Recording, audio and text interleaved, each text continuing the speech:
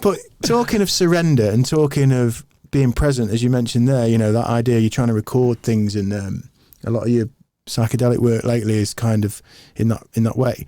I'm at the stage with my psychedelics where it's telling me, DMT especially, consistently at this point as well, to stop not being present, because the being present's I'm really aware of. Certainly in my family environment, I'm really aware of being present. You know, I'm not getting caught up in it, not actively. And we'll get to this in the Cambo session for me, how it played out. Yeah, I need to talk to you about it anyway. Yeah, but certainly the DMT was like almost the first time I did it, and I broke through. I was sat at a table like this. I bash on the apparatus until I couldn't do it anymore. It was like shaking in my hand. It was like it was going to it was like a rocket. It wasn't, obviously. I was just having the fucking reverberations. And the onset. This fucking thing was like, woo, and I couldn't get, and I just put my head down like that, and I went, like fucking, you know, most people will tell you the experience where they bolt out the top of your head up. I went diagonally. Straight down through a black tube with like white strip, purling white strips down the side of it, like futuristic, and then just boom, like into this like space, but no stars, just black, matte black, but it was surrounding me everywhere, just fucking. And then what started to come around all the sides was this perfect digital kind of almost like Atari-like hieroglyphic code. And it started coming in around the sides, and then as I started to see that, like the very early throw, and this beaming light started coming up from behind it, like blinding beaming light coming around the edge of this code, and it started to close in. And I can remember thinking for a split second, I wanted to remember it. And as I'm having that thought, because I'd read so much and spent years kind of reading accounts and Terence McKenna and Dennis McKenna and fucking, you know, I kind of was aware that I didn't want to fall into an archetype and expect something. So I was kind of, you know, I've got enough psychedelic experience to know just to let it be the best I can. You know, it's all well and good knowing that, but when you're there, man. When you're there, you're there. So then what immediately started coming was this female voice first, I think. Yeah, it's weird, but you do get a sense of gender, but it's not. It's very, and voice is the wrong. Female presence. Yes, presence, energy. And there's a dialogue that's non-verbal. And it's a dialogue. Yeah, but it wasn't a voice. But it was telling me, just be. You don't need, because it made me feel like, oh yeah, I'm having this experience. I'm in this experience, but I'm trying to take notes like a journalist, so I can take it back. Yeah, don't give into astonishment. You know, don't give into astonishment. You know. Was it death by astonishment? And I've been the same as well, like being conscious of where I am on my journey, and it doesn't like that. I've had it like where, I don't know, I mean, one amazing experience I had was about 3 months ago, and I was in the float centre actually. It was nice. I had my mate Danny came over and kind of facilitated with me, and like I had a sitter. Because I've done it on my own before, and it's just too fucking much. The nerves. Yeah, I think somebody to just to be there and get a bit of happy, and just like had a nice space set out, saged everywhere, and like made it more of a ritual and space. And the more better you set your intentions and line your bricks up of your intentions, and you know you're safe. I had such a beautiful experience. I mean, for me, like, I didn't even fly through a tunnel. I was just in the dome. So I think this is probably like the waiting room, prior to the breakthrough. But then I was talking to people. I was like, oh no, like I was talking to Drew about it. He was like, no, it sounds like a breakthrough, man. Because I instantly was in this temple, this domed temple. But at the top of the temple, the ceiling was this like Shiva face. Just bring up some DMT artwork while as you explain this, because type in actually hyperbolic geometry. I've been reading a lot about this, because that's what gives the dome. So you're in that dome. You're in the dome. Yeah, I'm in the dome, and the ceiling of the dome is like a Shiva. I mean, this dome it's like feels like a temple. It feels sacred, really underground. But that's hyperbolic geometry gives that effect. So that's why you get like the 360 degree all round vision where you don't normally have in this dimension.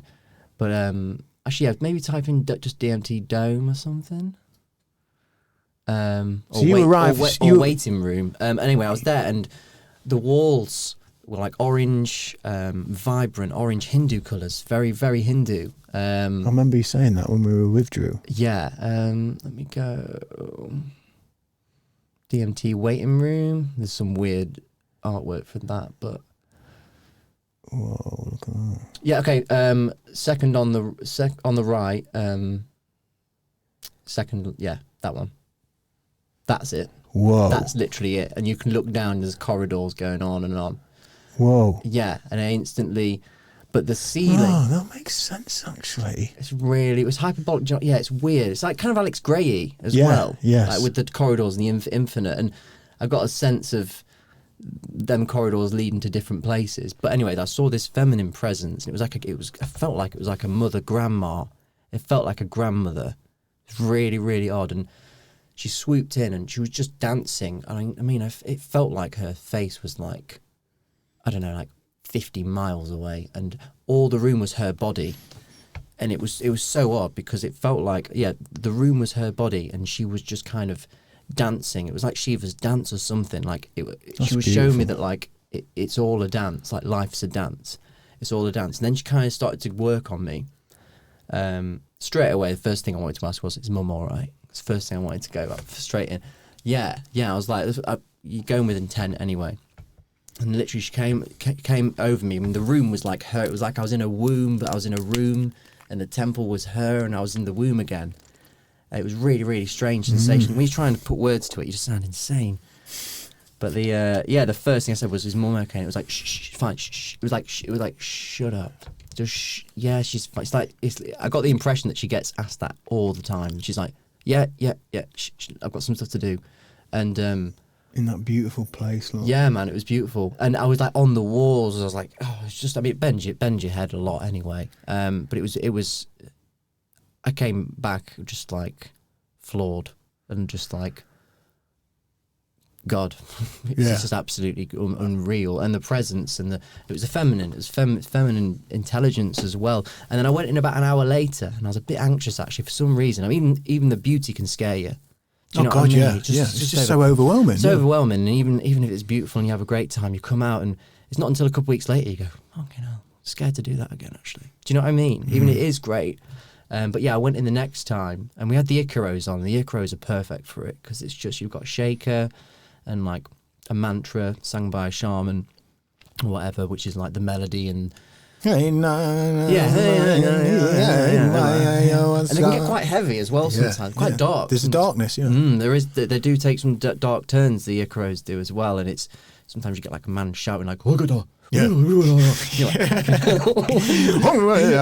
But I remember I went straight back into the room again, into that waiting room, and then I was a bit anxious, and she could tell that I was really anxious, and I got pushed out of the room back into the float center. And I remember getting pushed to the corner of this room, and then I just came back, and I was back out. It was so strange, and the reason why I mentioned the Icaro is because as the shaker was going on, she was going shh shh shh shh shh. Like the shaker, so it worked like unreal. I was just like, and I was a bit scared in there. And as she was as I was leaving, she was like, "Shh, it's okay," and she kind of just like pushed me out of the room. And it was just really gentle and beautiful, but like powerful. That female energy. I mean, for viewers at home, I'll put that down my camera. That's a famous. We all know that image, okay. When I was in that space and the beaming white light started to come up around this kind of mad code tablet, Sumerian text, Atari logo-y kind of crisp, this beaming white light started to come up. And then around the peripherals of that, and again, like you say, 360, although not a dome, not a structure. I was in open space. Okay. It was like space, but like a cousin of space. It was like Egypt. If Egypt was kind of physically, metaphorically in space in like a laser form or something. And around the edges, these two of these female, that face or something very, very similar started to move around the edges like this. And then the female kind of dialogue opened up about, you know, you don't need to keep looking. You don't need to keep fighting. You don't need to keep knowing. But it's a quick rapport. That's the thing. It's a quick exchange. Like, as you're asking the question, it's getting answered. Yes. That's what I found. And I was like, is this okay? Like, when I went in a couple of months ago again, like, it was watch your fear. Like, and it got quite heavy and quite dark, but it was like, watch your fear. Like, watch it. And it wasn't like watch it, but it was just observe your fear. Like, it's okay. Don't be scared by your fear. And it was one of them, I don't know, what I took away from it was just, integration's a big thing, I think. Yeah, and it takes a while, doesn't it? Because it's so profound. I mean, and anybody who's done mushrooms, and again, we've all probably, lots of people in our generation and before and after, lots of people have a psychedelic experience, and often it's when you're young. Yeah. In the fucking all the worst ways possible. Amsterdam Square, mushrooms going around Madame Tussauds. Yeah, just off you drinking lager and fucking trying to eat fucking pasties and shit. And, you don't understand it. Yeah, and the setting and the reverence, you know, whether or not we're talking about you and your beautiful wife and the reverence you got for your boy, your baby, your life, your business, your future, like it's that reverence, you know.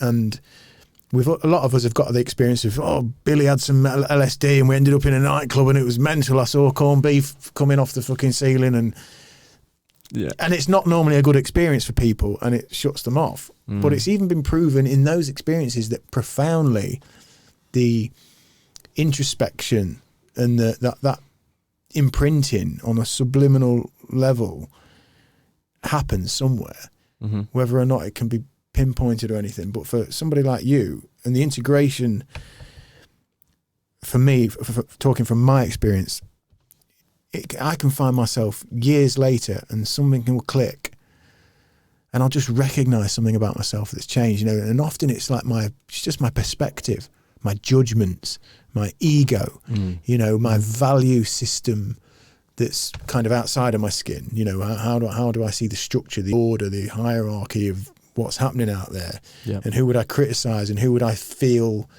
was a threat, not in a physical sense, but maybe to my well-being, to my, you know, it could be the fucking gas company or what, you know, just. Yeah. Well, they are a threat. Do you know what I'm saying? I know what you mean. You just allow, and I noticed, I thought, you know, maybe somebody said to me, I haven't seen for a couple of days, you've chilled out or whatever it is. There's little things that happen, and it's often years down the line. Yeah. Especially if you know, I try and do something once a year. I'm not prolific. No.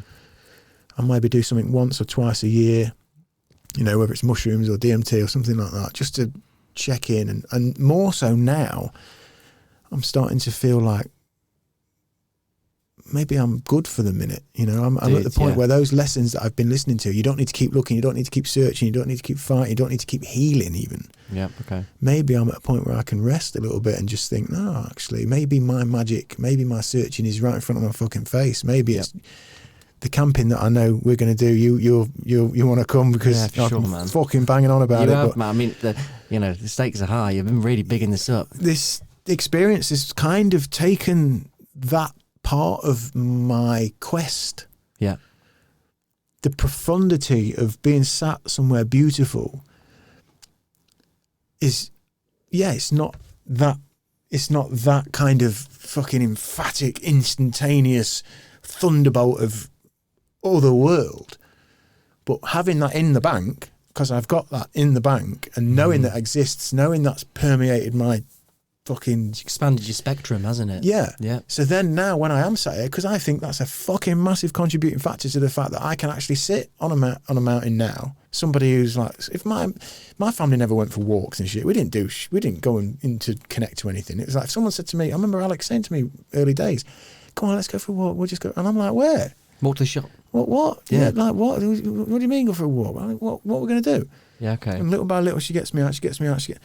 Anyway, so for me now to be able to sit and have this profound feeling of psychedelia. I mean, I've felt the trip out. I've felt the intense beauty and gratitude And it's from doing that. So I think, and coming back to the last few times I've done DMT and even mushrooms, that's been the overwhelming message I've been getting is like, you can just be where you are at the minute. Yeah. Just be where you are. You're getting everything you need from.